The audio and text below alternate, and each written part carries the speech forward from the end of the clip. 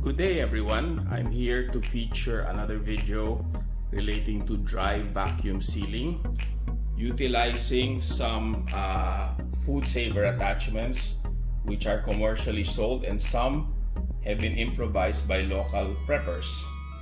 So a few months back I posted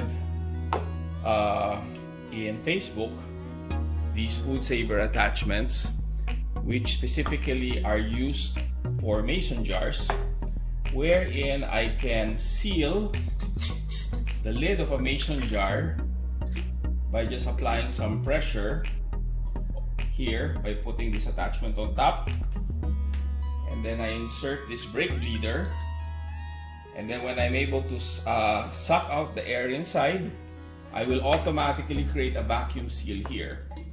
Now this has attracted a lot of preppers within the community, and I'm very happy to say that some have already started to adapt it.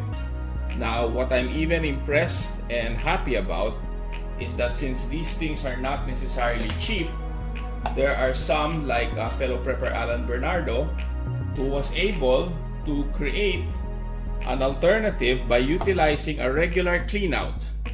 So what he has done, and the video can be found among the prepper communities, is that he drilled a hole here in the middle and insert this attachment so that you can pump out the air, and this way it's a more economical solution. You just have to look for a proper rubber sealing here so that you can properly cover the mason jar.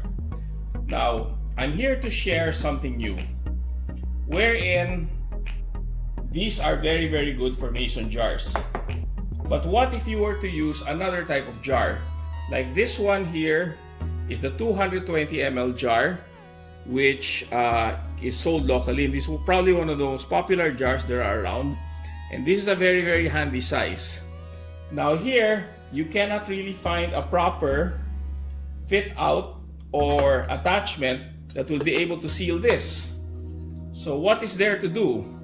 Now I started doing some experiments and realized that you can create your own vacuum chamber. Now what do I mean?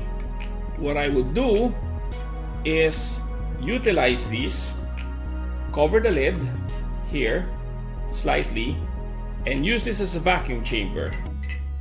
So I will put here the small jar into the mason jar, and I will use this and insert it at the top of the lid, and then I will create a vacuum chamber here.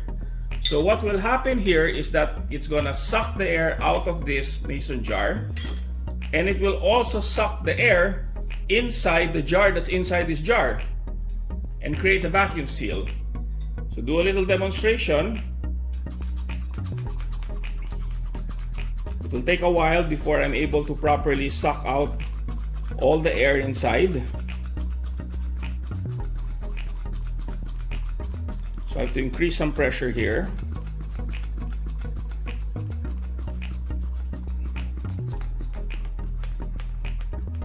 Sometimes it gets a little tiresome with one hand, so I have to change it to the other.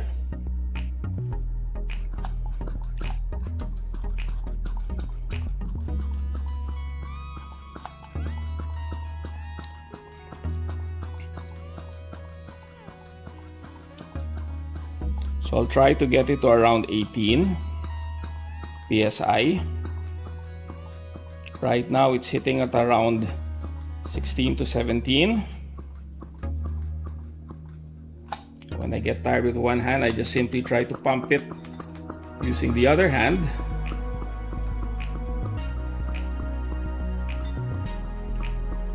Okay, hopefully that should be okay. Let's take a look.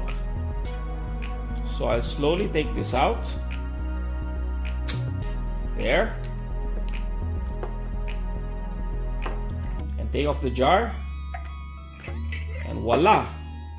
You will notice here that it's been properly vacuum sealed. So this is a solution where you can vacuum seal this jar inside the mason jar utilizing these attachments, and this is by creating your own makeshift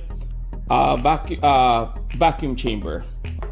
Now others, and I intend to use it as a project one time like what Sir Alan has done by trying to use these cleanouts in creating as an alternative for this.